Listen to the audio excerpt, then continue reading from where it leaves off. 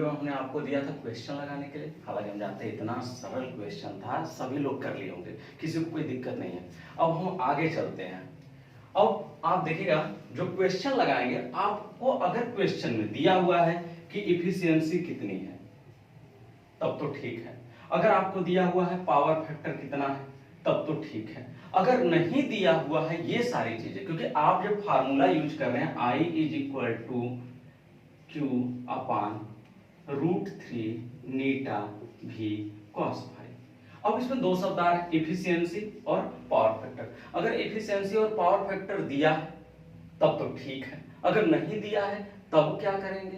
तब के लिए हम आपका जो है वो आपको बताते हैं। अगर आपका यहाँ पे हमने लिखा एचपी, हार्स पावर की मोटर, अगर वो हार्स पावर की मोटर 1 एचपी से क्या है, कम है, अगर वो 1 एचपी से कम होगी, हाँ एक चीज का ध्यान दीजिएगा, यहाँ हमने इंग्लिश में भी लिखा है और आपका हिंदी में भी बोल रहे हैं, तो इंग्लिश में लिखी हुई जिनको दिक्कत होगा वो इंग्लिश में लिख लेंगे, और जो हिंदी में लिखने वाले होंगे वो अपना जो बोल रहे हैं वो हिंदी में लिख लेंगे। तो लेस देन 1 एचपी, 1 एचपी से कम जो मोटर होती है, 1 एचपी से कम मोटर की इफिशियंसी जो होती है 0.6 से 0.65%, 0.6 से 0.65 या फिर 60-65% होती है। बिटवीन 1 एचपी टू 2.5 एचपी, यानी 1 एचपी से 2.5 एचपी के बीच जो होता है उसकी इफिशियंसी जो होती है वो 70 से लेकर के 75% तक होती है।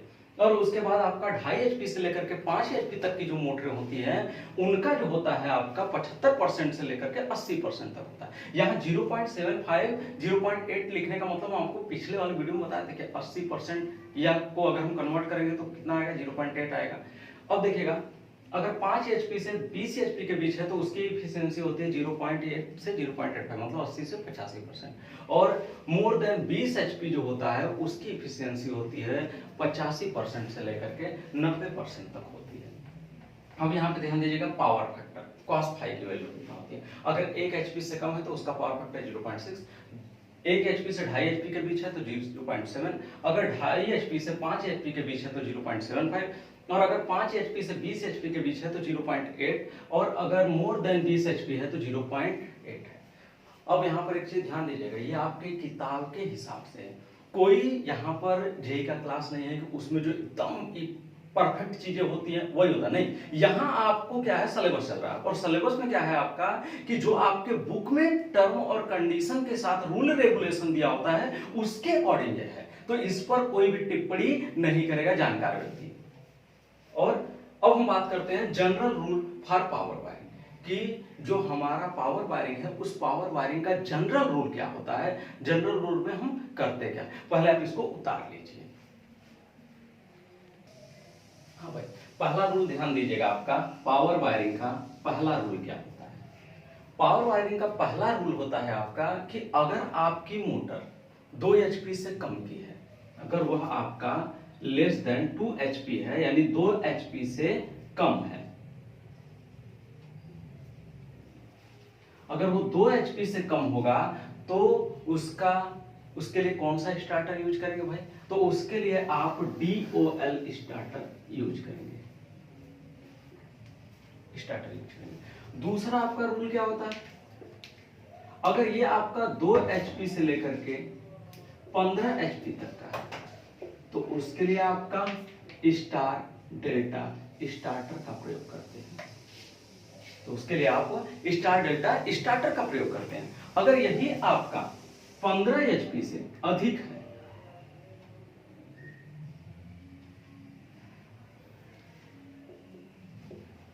अगर यही आपका 15 एचपी से अधिक है तो उस कंडीशन में आपका कौन सा स्टार्टर यूज करते हैं, तो वह होता है ऑटो ट्रांसफार्मर स्टार्टर।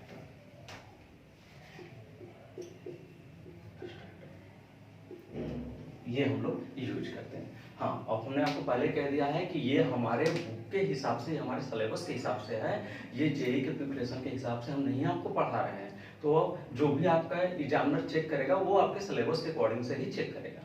तो 2 एचपी से कम के लिए DOL स्टार्टर, हालांकि आप पढ़े होंगे मशीन में कुछ और, लेकिन यहाँ पर हम जो चल रहे हैं वो रूल रेगुलेशन से चल रहे हैं। उसके बाद 2 एचपी से लेकर 15 एचपी के लिए स्टार डेल्टा स्टार्टर, और 15 एचपी से अधिक के लिए हम लोग ऑटो ट्रांसफार्मर स्टार्टर का यूज करते हैं।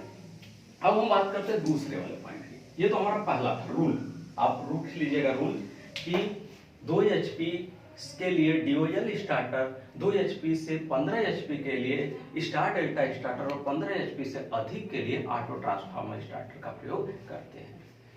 दूसरा, हम जो पावर वायरिंग में कंडक्टर यूज करते हैं, वह कंडक्टर आपका सबसे कम माप का कितने का होता है? तो वह होता है आपका सबसे कम माप 1.93 mm स्क्वायर कॉपर कंडक्टर और 2.5 mm स्क्वायर एल्युमिनियम कंडक्टर,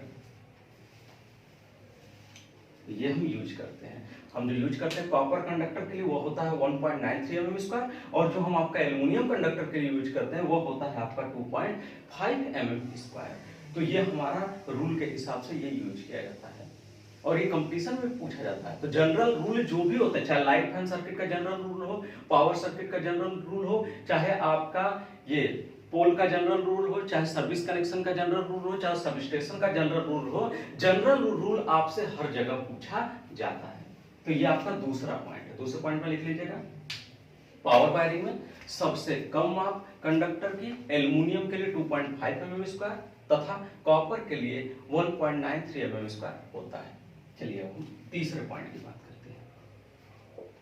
तीसरा पॉइंट आपका मोटर है। मोटर का हमको संस्थापन करना है।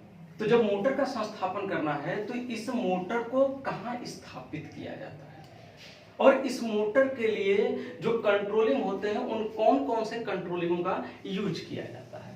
तो मोटर के लिए आपका सबसे पहले एक तो मोटर स्विच चाहिए। तो हम मोटर मेन स्विच चाहिए, हमको सबसे पहला चाहिए मोटर मेन स्विच, या फिर आप मोटर मेन स्विच के स्थान पे मोटर एमएसबी का भी यूज कर सकते हैं। आप अगर मेन स्विच नहीं लगाते हैं तो मेन स्विच के स्थान पे क्या लगा सकते हैं, मोटर एमएसबी लगा सकते हैं। ये चीज याद रखिएगा, सॉरी एमसीबी लगा सकते हैं, मोटर एमसीबी। वो आपका एमएस में ही आ जाता है, एमएसबी, उसके लिए मत सोचिएगा। ये और दूसरा इसके लिए फिर क्या लगाते हैं, स्टार्टर।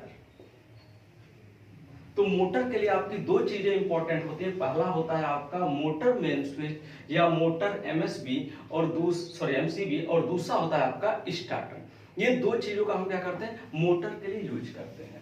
अब आपका जो मोटर के लिए मोटर मेन स्विच लग रहा है या मोटर एमसीबी लग रहा है या फिर आपका जो स्टार्टर लग रहा है, इनकी हाइट कितनी होती है फर्श से। तो ये हमारा जैसे फर्श हो गया ये इस तरह से, और इस फर्श से कितनी ऊंचाई पर हमारा लगेगा मोटर एमएसबी और आपका एमसीबी और आपका स्टार्टर, तो वह लगेगा आपका फर्श से 1.5 मीटर की ऊंचाई पर, 1.5 मीटर की ऊंचाई पर लगेगा। तो यहां हमारा क्या लग गया, मोटर मेन स्विच, या क्या लग गया आपका, मोटर एमसीबी लग गया। ये हो जाएगा आपका। पी लिखा है मतलब पावर वायरिंग के लिए है। अगर यही चीज लिखा होता क्या आपका यल लिखा होता तो लाइट फैन सर्किट के लिए होता।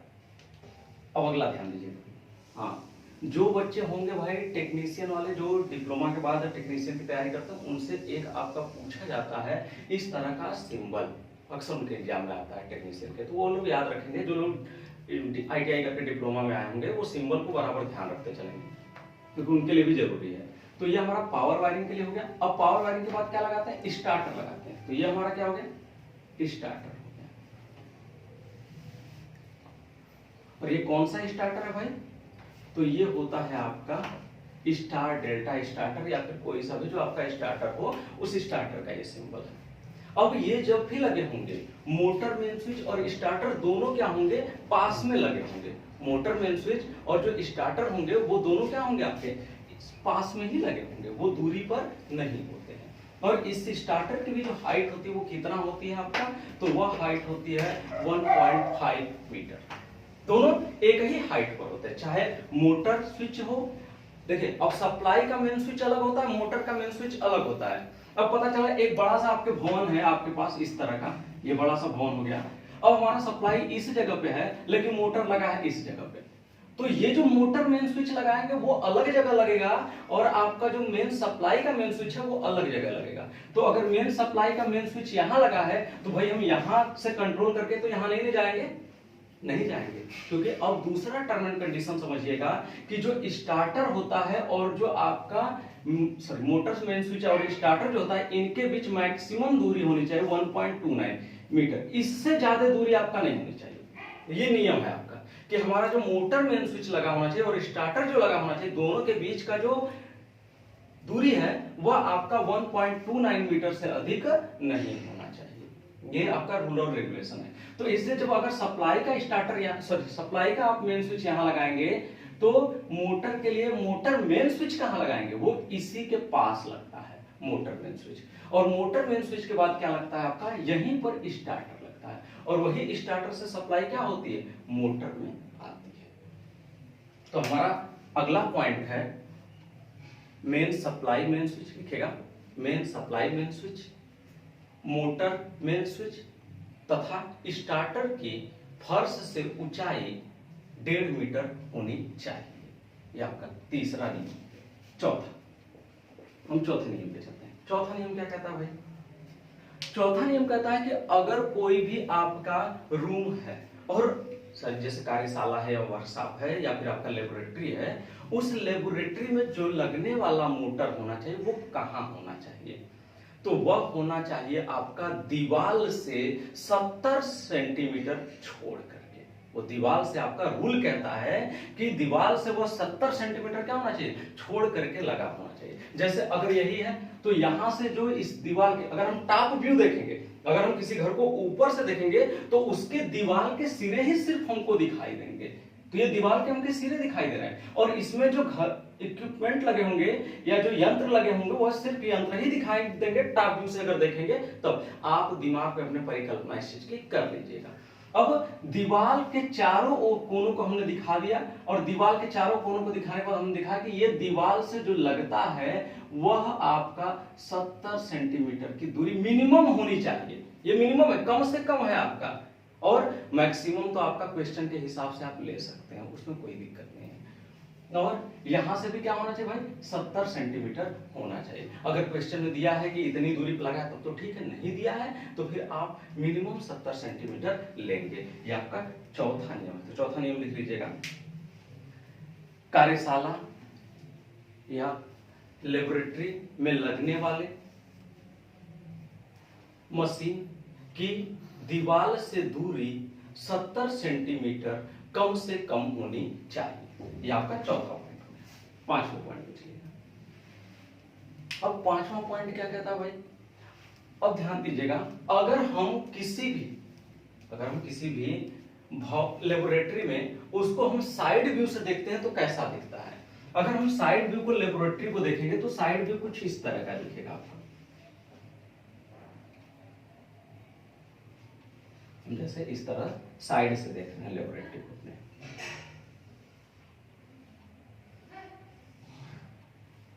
अगर लेबोरेटरी को हम साइड से देख रहे हैं तो ये क्या दिखेगा हमको,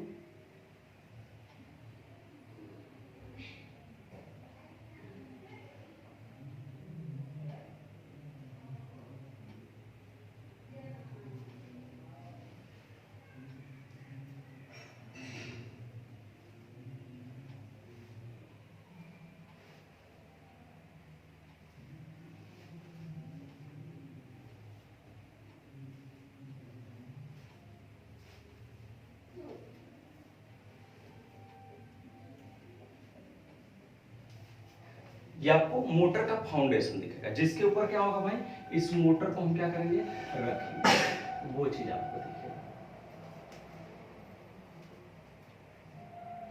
ये आपको मोटर दिखेगी जिस पर हम मोटर को रखेंगे।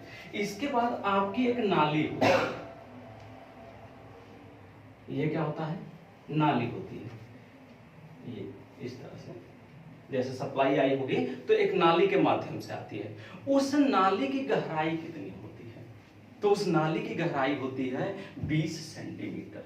जो आपका कंडक्टर आएगा मोटर के लिए, यानी जो हमारा स्टार्टर लगा है, स्टार्टर से जो सप्लाई होगा तो वो सबसे पहले यहाँ स्टार्टर से फर्श तक आएगा, फिर फर्श से क्या होगा, फर्श के अंदर जाएगा वो, फर्श के अंदर कितना जाएगा, यानी फर्श के अंदर का मतलब है कि नाली बनी हुई है, उस नाली में जाएगा।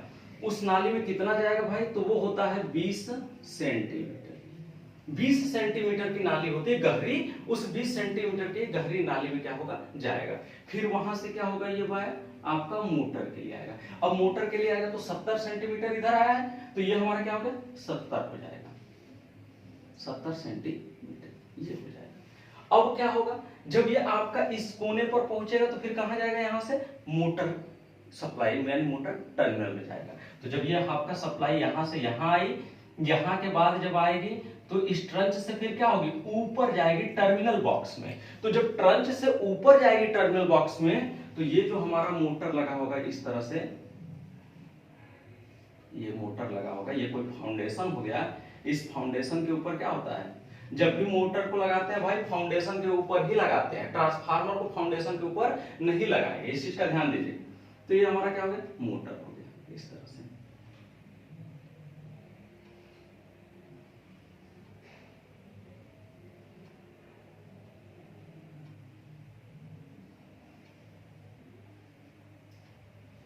तो यहां से जब सप्लाई आपकी आएगी,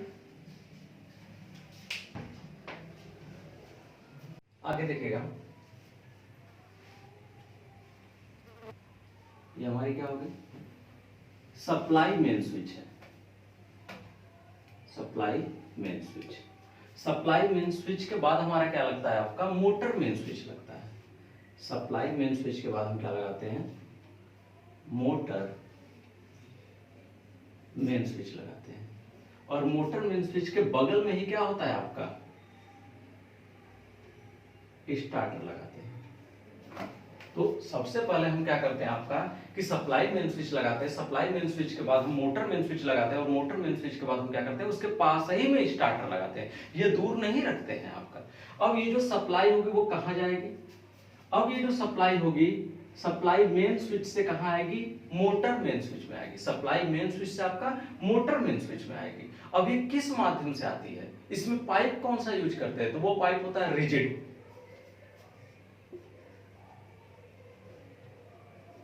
रिजिड पाइप होती है, यानी लोहे की ठोस पाइप होती है। उसके बाद मोटर मेन स्विच से स्टार्टर में जो सप्लाई जाती है वह आपका फ्लेक्सिबल पाइप के माध्यम से जाती है।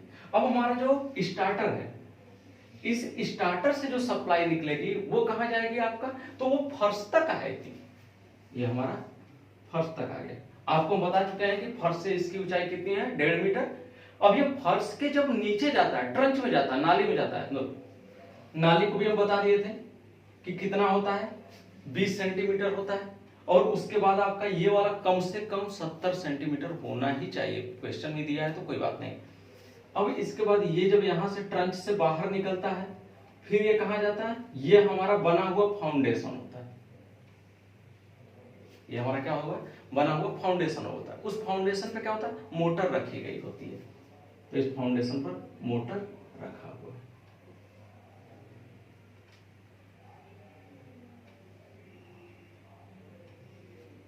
और फिर क्या होगी, ये आपकी सप्लाई जो होगी वो इस तरह से मोटर के टर्मिनल बॉक्स में जाएगी। तो ध्यान दीजिएगा, सबसे पहले हम क्या करते हैं, सप्लाई मेन स्विच से हमारा मोटर मेन स्विच में जाता है, मोटर मेन स्विच में ये रिजिड के माध्यम से जाता है, मोटर मेन स्विच से स्टार्टर में आपका फ्लेक्सिबल पाइप के माध्यम से जाता है, फिर आपका स्टार्टर से सप्लाई ट्रंच तक, आपका स्टार्टर से सप्लाई जो ट्रंच तक आती है वो रिजिड के माध्यम से आती है।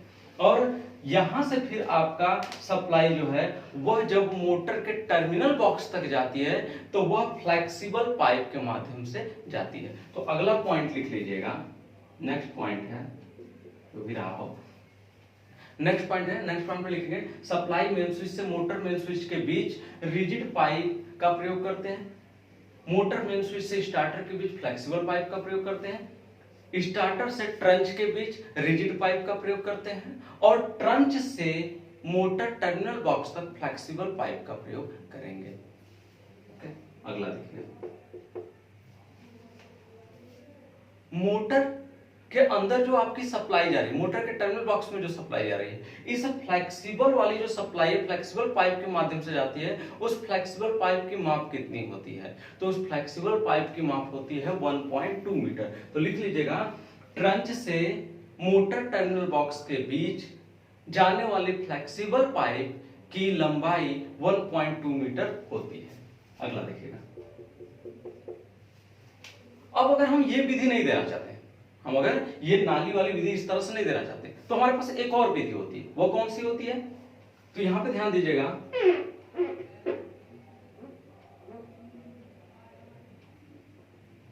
हम या तो इसको नाली के माध्यम से ला रहे थे, अब हम क्या करेंगे, या तो इसको हम ऊपर से ला करके इसको दे सकते हैं। ऊपर से ला करके क्या कर सकते हैं, मोटर को सप्लाई दिया जा सकता है। तो जब ऊपर से ला करके मोटर को सप्लाई देते हैं तो इसकी हाइट क्या होती है? तो यहां ध्यान दीजिएगा, ये सप्लाई जब हमारी जाएगी स्टार्टर से, तो वह आपका कम से कम आपका अधिक से अधिक 4 मीटर की ऊंचाई तक ले जाते हैं। अधिक से अधिक आपका 4 मीटर की ऊंचाई तक। ये जो हमारा होता है वो कितना होता है, यहां से 4 मीटर की ऊंचाई होती है, ये इस तरह से। और 4 मीटर की ऊंचाई के बाद क्या होता है, फिर ये सप्लाई आपका कहां आती है, मोटर के टर्मिनल बॉक्स में आती है। अगर हम ऊपर के माध्यम का यूज कर रहे हैं तब, नीचे से ले जा रहे हैं तब के लिए अलग होता है, ऊपर से ले जा रहे हैं तब के लिए अलग होता है। दो चीजों का ध्यान रखिएगा भाई, आप जेई बनेंगे इसके बाद, डिप्लोमा के बाद, या फिर कुछ भी करेंगे तो आपको ये सारी चीजें आनी चाहिए, क्योंकि वहां आपको छोटी छोटी चीजें नहीं बताई जाएंगी। आपको अगर आपको लगता है कि पता नहीं एग्जाम होगा कि नहीं होगा, लेकिन इस सब सारे कंसेप्ट से दूर रहिए। आपको बढ़िया नंबर या फिर इन सब के चक्कर में पढ़ने से अच्छा है कि आप अपनी पढ़ाई पर ध्यान दीजिए। इसलिए आप अपनी पढ़ाई पर ध्यान दीजिए कि भाई ये सारे नॉलेज नहीं रहेंगे ना, पोल गाड़ने की विधि नहीं जानते रहेंगे, पोल की कितनी गहराई में जाता है, कैसे उसकी अर्थिंग करते हैं, और आप सब स्टेशन बनाने जाएंगे तो सब स्टेशन में कौन सी अर्थिंग होती है, सब स्टेशन की माप क्या होती है, सब स्टेशन में कौन कौन से इक्विपमेंट लगते हैं, कि उसका फाउंडेशन की साइज क्या होती है, ये सारी चीजें नहीं जानते रहेंगे तो जेई बनने के बाद आप क्या करेंगे? घर की वायरिंग नहीं जानते रहेंगे, आपसे पूछ देगा, या फिर आप गए काम कराने के लिए, मान लीजिए किसी तरह जेई बन गए, लेकिन आपको पता ही नहीं रहेगा, आपको पता ही नहीं कि काम कैसे कराया जाता है, कहां से कौन सा वायर कैसे आता है, किस तरह की विधि होती है, तो आप क्या काम कराएंगे? फिर बनी बनाई नौकरी भी जो है वो चली जाएगी। हम लोग आगे अपने टॉपिक पे चलते हैं। तो ये हमारी जो होती है हाइट 4 मीटर होती है। 4 मीटर का प्रयोग करके हम क्या करते हैं, अधिक से अधिक ये वैल्यू है आपकी, और इसका हम प्रयोग करके क्या करते हैं, मोटर को सप्लाई देते हैं, मोटर के टर्मिनल बॉक्स को। हाँ, अब अगला पॉइंट है, मोटर के लिए जो फाउंडेशन बनाया जाता है उस फाउंडेशन की साइज क्या होती है? तो ये जो मोटर के लिए बनाया जाने वाला फाउंडेशन है उसकी साइज होती है 1 मीटर गुणित 1 मीटर गुणित 0.5 मीटर।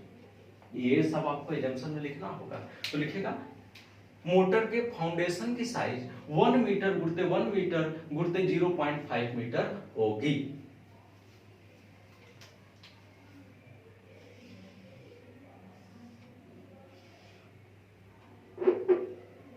अगर हम सप्लाई ट्रंच के माध्यम से ले जा रहे थे तो हमने आपको बताया कि यहां से जो सप्लाई जाती है वह आपका 1.2 मीटर फ्लेक्सिबल पाइप की लंबाई होती है। ये चीज भी आप याद रखेंगे। अब दूसरा चीज याद रखिए, ये तो सिंगल मोटर के लिए बात हो रही थी, अगर बहुत सारे मोटर होंगे तब क्या होगा? तो बहुत सारे मोटर के लिए क्या होता है कि सबसे पहले हम सप्लाई मेन स्विच का यूज करते हैं, सप्लाई मेन स्विच का प्रयोग करते हैं। सप्लाई मेन स्विच के बाद हम क्या करते हैं, डिस्ट्रीब्यूशन बोर्ड पैनल लगाते हैं, या डिस्ट्रीब्यूशन बोर्ड लगाते हैं या डिस्ट्रीब्यूशन पैनल लगाते हैं। वो हम पैनल लगाते हैं बहुत से अधिक मोटर की उपस्थिति होने पे, और फिर क्या होती है, इस मेन सप्लाई कहां जाती है, पैनल में जाती है। फिर पैनल से सप्लाई निकल करके कहां जाती है, आपका अलग अलग मोटरों के लिए जाती है। आपको क्वेश्चन मिलेगा इस पर क्वेश्चन आते हैं आपके एग्जाम में, तो इस पर आपको क्वेश्चन मिलेगा कि अगर एक ही भवन में आपका एक से अधिक मोटर लगी हो तो उनकी व्यवस्था में ये वाली डिजाइन। तो जब आपका अधिक मोटर लगी होंगी तो वहां आपका मेन स्विच के बाद, सप्लाई मेन स्विच के बाद डिस्ट्रीब्यूशन बोर्ड या डिस्ट्रीब्यूशन पैनल का प्रयोग करते हैं, और डिस्ट्रीब्यूशन पैनल के बाद क्या करते हैं, आपका अलग अलग मोटर का अलग अलग मेन स्विच, और अलग अलग मेन स्विच के बाद स्टार्टर लगे होते हैं। अगला देखिए पॉइंट, अगला पॉइंट क्या कहता है भाई, अगला पॉइंट कहता है कि अगर हम पावर वायरिंग कर रहे हैं तो पावर वायरिंग में जो सबसे कम आपका कंडक्टर यूज करते हैं वो होता है आपका 19 mm। 19 mm का कंडक्ट पाइप हम यूज करते हैं, सबसे कम माप का। और सबसे कम माप का हम वायर की साइज आपको बता चुके हैं, एल्युमिनियम के लिए 2.5 mm स्क्वायर, कॉपर के लिए 1.93 mm स्क्वायर। तो वो आप अपने अगले पॉइंट पे लिख लीजिएगा कि कंडक्ट पाइप सबसे कम माप की 19 mm वाली प्रयोग की जाती है। ये आपका पावर वायरिंग के लिए है। हाँ, इतना उतार लीजिएगा आप लोग। हाँ भाई, अब हम चलते हैं एग्जाम्पल पर। ये आपका टीडी बिस्ट की बुक का एग्जाम्पल नंबर 1 है। अब ये जिसके पास बुक होगी वो अपना बुक ले देख लेंगे, और जिनके पास बुक नहीं वो क्वेश्चन सुन ले ध्यान से। क्वेश्चन क्या कह रहा है? फिगर 4.2 में फिगर दिया हुआ है, ध्यान दीजिएगा। फिगर 4.2 में एक आटा मिल का प्लान चक्की की मोटर स्थित अंकित है। उक्त आटा चक्की की 5 HP 400 volt 50 hertz 3 phase motor के लिए शक्ति तार स्थापन करना है। शक्ति तार स्थापन का मल्टी लाइन डायग्राम चित्र बनाइए तथा तार स्थापन में लगने वाली सामग्री की गणना कीजिए। यह आपको पूरा का पूरा क्या है, क्वेश्चन दिया हुआ है। अब आप चलिए, हाँ भाई, फिगर बन गया आपका। यह फिगर आपको दिया हुआ है बुक में। अब इस फिगर में ये मोटर है, मोटर की रेटिंग आपकी क्या दी हुई है? 5 HP 400 वोल्ट 50 हर्ट्ज 3 फेज। ये हमारा भवन है। भवन की लंबाई चौड़ाई क्या वो भी देख लीजिएगा। भवन की लंबाई 4 मीटर है, भवन की चौड़ाई 3 मीटर। ये पूरा फिगर दिया हुआ है आपका, कितनी दूरी पर वो लगाया हुआ है। वो 1 मीटर पर लगाया है, तो इसलिए आप फाउंडेशन यहाँ पे 70 सेंटीमीटर नहीं लेंगे, ये भी याद रखेगा। जितने पोल वो देगा क्वेश्चन में उतना ही लेंगे आप लोग। अब हम चलते हैं क्वेश्चन पर। क्वेश्चन को सॉल्व करने से सबसे पहले हम क्या करते हैं, अपना एजम्पशन लिखते हैं। कोई भी जो क्वेश्चन दिया हो उसका हम क्या करते हैं, पूर्वानुमान लिखते हैं। पूर्वानुमान का मतलब होता है कि जो आपको पहले से ही ज्ञात हो या जो आपको पहले से ही पता हो उसको बोला जाता है पूर्वानुमान। आप जनरल रूल पढ़े पावर वायरिंग का, जनरल रूल में सारी चीजें पढ़नी है, तो आप क्या लिखेंगे? अब एक चीज बताइएगा, क्या इसमें आपको इफिशियंसी दी है? नहीं दिया है। क्या आपको पावर फैक्टर दिया है? नहीं दिया है क्वेश्चन में। तो ये कहां से आप निकालेंगे? ये आप अपने रूल से निकालेंगे, जनरल रूल से, कि कितना कितना होता है। तो कितना एचपी कह रहा, 5 HP। 5 HP के लिए आप कितना यूज करते हैं? तो 5 HP में हम आपको बताए थे कि 5 HP में आप लीजिएगा तो ऐसा लीजिएगा कि कैलकुलेशन में आसानी हो। ऐसा नहीं 85% ले लोगे तो 8.5, फिर 0.5 का मल्टीप्लाई होगा तो ज्यादा तकलीफ होगी। इसलिए आप ध्यान दीजिएगा कि ऐसा वैल्यू लीजिए, क्योंकि यहाँ पर कैलकुलेशन करके हम एक अनुमान निकाल रहे हैं। ऐसा नहीं कि हम कहीं एक्यूरेट एकदम निकालना है, तो एक्यूरेट निकालना है तो एक्यूरेट मोटर की एफिशिएंसी देगा। जब आपके पास नहीं दिया है तो आप 0.8 ले सकते हैं या 0.85 भी ले सकते हैं, कोई दिक्कत नहीं है। तो हम ले लेते हैं 80% एफिशिएंसी। ठीक, पावर फैक्टर कितना ले लेते हैं? तो पावर फैक्टर ले लेते हैं ये भी हम 0.8। तो हो गया 80% और 0.8। तो पहला पॉइंट लिखेंगे, पहला पॉइंट आप लिखेंगे एजम्पशन में कि मोटर की इफिशियंसी 0.8 या 80% आप लिख सकते हैं, तथा इसका पावर फैक्टर 0.8 होगा। दूसरा एजम्पशन, दूसरा क्या होगा भाई एजम्पशन? अब हमने आपको बताया था कि मोटर मेन स्विच यानी जो आपकी सप्लाई, सप्लाई यहां पर है, मान लीजिए सप्लाई यहां पर है, सप्लाई और क्या है आपका मोटर। यही दो चीज आपका फिगर में दिया हुआ था, हम भूल गए थे इसको बनाना। अब जो आपकी सप्लाई है, ये सप्लाई आपकी कहां जाएगी? इस मोटर में आएगी। तो जब सप्लाई मोटर में आएगी तो उसके लिए हमें मेन स्विच लगाना पड़ेगा, फिर मोटर के पास एक मेन स्विच लगाना पड़ेगा, स्टार्टर लगाना पड़ेगा। तो हमने इसकी हाइट बताई आपको। तो दूसरा पॉइंट लिखेंगे आप कि मोटर मेन स्विच स्टार्टर तथा main switch, motor main switch starter तथा मेन सप्लाई मेन स्विच की फर्श से ऊंचाई 1.5 मीटर होगी। दूसरा, तीसरे पे आ जाएगा। तीसरा क्या होगा? तीसरा होगा आपका कि जब आप स्टार्टर, स्टार्टर कौन सा यूज करेंगे? यहां पर आपका 5 HP, हमने आपको बताया 2 से लेकर के 15 HP तक के बीच का जो रहेगा उसके लिए कौन सा स्टार्टर यूज करते हैं? Star delta starter. तो तीसरा वाला लिखेंगे, इस मोटर के लिए स्टार डेल्टा स्टार्टर का प्रयोग करेंगे। चौथा पॉइंट, चौथा पॉइंट क्या भाई? चौथा पॉइंट, अब हम ये सप्लाई कहां लाएंगे? मोटर में लाएंगे। तो सप्लाई जब मोटर में लाएंगे तो नीचे ट्रंच से लाएंगे, लाएंगे ना ट्रंच से। तो ट्रंच से लाएंगे तो ट्रंच कितने पर होता है आपका नाली फर्श से? तो 20 सेंटीमीटर पे होता है। तो अगला लिखेंगे आपका पॉइंट कि फर्श से नाली की गहराई 20 सेंटीमीटर होगी। अगले पॉइंट पे चलते हैं। अब ये फाउंडेशन कितनी दूरी पे लगा है? 1 मीटर पे लगा है। फाउंडेशन की माप क्या होती है? हमने आपको बताया जनरल रूल में, तो लिखेंगे कि मोटर के लिए लगने वाले फाउंडेशन की माप 1 मीटर गुणते 1 मीटर गुणते 0.5 मीटर होगा। चलिए अगला। अब इस फाउंडेशन में 0.5 क्या भाई? तो 0.5 है ऊंचाई फाउंडेशन की। ये हमारा फर्श हो गया, तो इस फर्श से कितना ऊंचाई है आपका? 0.5। तो ये फर्श से फाउंडेशन की ऊंचाई होती है 0.5। तो अगला पॉइंट ये भी आप लिख सकते हैं। लिखेंगे क्या? फर्श से फाउंडेशन की ऊंचाई 0.5 मीटर होगी।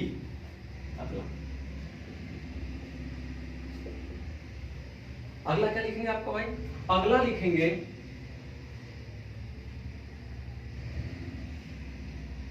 ये आपका था मोटर मेन स्विच, या आपका क्या, sorry supply main switch, motor main switch और स्टार्टर। तो supply main switch motor starter के बीच रिजिड पाइप का प्रयोग करेंगे, मोटर मेन स्विच स्टार्टर के बीच फ्लेक्सिबल पाइप का प्रयोग करेंगे, और फिर उसके बाद देखेंगे स्टार्टर तथा ट्रंच के बीच रिजिड पाइप का प्रयोग करेंगे, और ट्रंच से मोटर टर्मिनल के बीच फ्लेक्सिबल पाइप का प्रयोग करेंगे। ये आप अपना कौन सा लिखते हैं? 8वां पॉइंट। तो मैक्सिमम आप 5-6 लिखते हैं, बहुत है इतना 5-6, तो आपको 8 हमने बता दिया, आप बड़े आराम से लिख लेंगे। ठीक, तो इतना पहले आप उतार लीजिए। हो गया? उतार लिए। अब आगे चलेगा।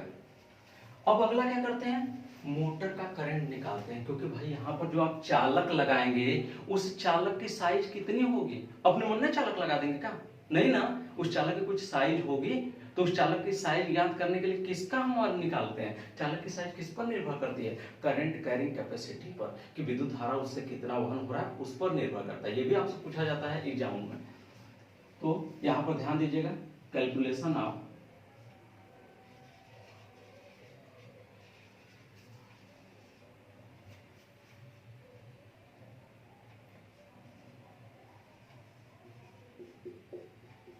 करंट।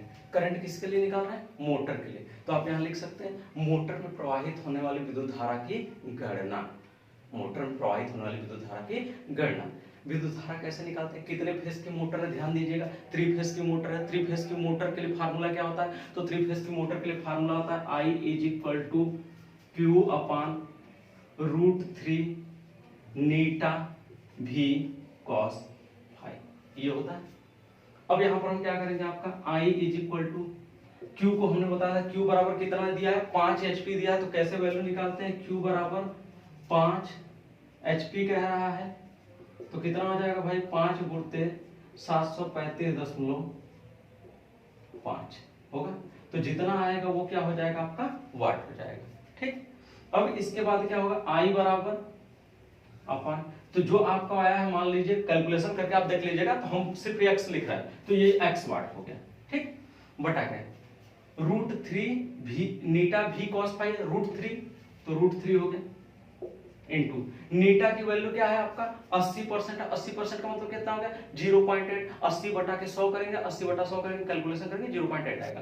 तो 0.8 इनटू वोल्टेज का मान कितना दिया हुआ है? 400 वोल्ट दिया है, तो 400। ठीक, फिर उसके बाद cos phi का मान कितना होता है? तो cos phi का मान कितना? 0.8। तो ये वैल्यू निकाल लिए हैं हम, यहां से आप लोग गुणा करके निकाल लीजिएगा, x आया है, तो ये x बटा। अब √3 का 0.8 में, 0.8 का 400 में, 400 का फिर 0.8 में, जो भी आएगा मान लीजिए आपका y आया, x बटा के y। कैलकुलेशन करेंगे, जो आपका आएगा वो किसका मान आ गया? मान लीजिए ये कैलकुलेशन करने पर करंट का मान आ गया। करंट का मान कितना आया? मान लीजिए जेड एम्पियर आ गया, ये कैलकुलेशन करने पर। अब ध्यान दीजिएगा, मोटर में जो प्रवाहित होने वाली विद्युत धारा होती है, यहां से भाग देने पर जो आया वो जेड एम्पियर आ गया। सपोज आप कैलकुलेशन कर लीजिएगा, अब जो मोटर होती है, आप भी पढ़े हैं कि मोटर को जब स्टार्ट किया जाता है तो स्टार्टिंग में वह अपनी क्षमता का 5 से 8 गुना अधिक करंट लेती है। तो जब अपनी क्षमता का 5 से 8 गुना अधिक करंट लेती है तो यहाँ पर जो हम रेट निकालते हैं कि करंट रेटिंग होगी कितनी, तो उसके लिए क्या करते हैं हम लोग 1.5 गुना लेते हैं। 1.5 गुना क्या करते हैं, जो आई हुई करंट है उस करंट में 1.5 से क्या करते हैं, मल्टीप्लाई करते हैं। तो आई डैश जब निकालेंगे तो आई डैश बराबर फार्मूला होता है 1.5 इंटू जो आपका करंट आया है वह जेड। तो यहां से जो निकलेगा आपका वह आई डैश का मान हो जाएगा कि आई डैश बराबर आपका इतना एम्पियर मान लेते हैं, वो आ गया एन एम्पियर। अब ये जो एन एम्पियर निकला है, अब इसी एन एम्पियर पे क्या होगा, पूरा पूरा टोटल कैलकुलेशन होगा कि मान लीजिए अगर इसका मान आ गया 8 एम्पियर, तो 8 एम्पियर पर हम निकालेंगे कि कौन से साइज का हम लेंगे कंडक्टर, किस कंडक्टर की क्या माप होगी वो हम लिखेंगे। इसके बाद का प्रोसीजर क्या कह रहा है, मल्टी लाइन डायग्राम बनाना है, तो हम मल्टी लाइन डायग्राम बनाएंगे। मल्टी लाइन डायग्राम के बाद आप क्या निकालते हैं, तो मल्टी लाइन डायग्राम के बाद हम क्या करते हैं, कैलकुलेशन करते हैं वायर की कि वायर की लंबाई कितनी होगी, कैलकुलेशन करते हैं पाइप की कि पाइप की लंबाई कितनी होगी। उसके बाद हम पूरे इस भवन में लगने वाले इक्विपमेंट का क्या करते हैं, कैलकुलेशन निकालते हैं कि कितना लागत आ रहा है, कितना खर्च आ रहा है। अब अगले वीडियो में आपको यह देखने के लिए मिलेगा कि कहां किस किस मटेरियल का यूज करते हैं, कौन सा मटेरियल कहां पर यूज करता है। छोटा से छोटा पॉइंट आपको मिलेगा, जैसे किसी को पता ही नहीं रहता है कि कहां पर कपलर लगाते हैं, बस कपलर कहां पर लगाते हैं। हाँ, ये सारी चीजें जो होंगी वो कहां मिलेंगी आपको, जब हम आपको अगले वीडियो में ये सारी चीजें बताएंगे।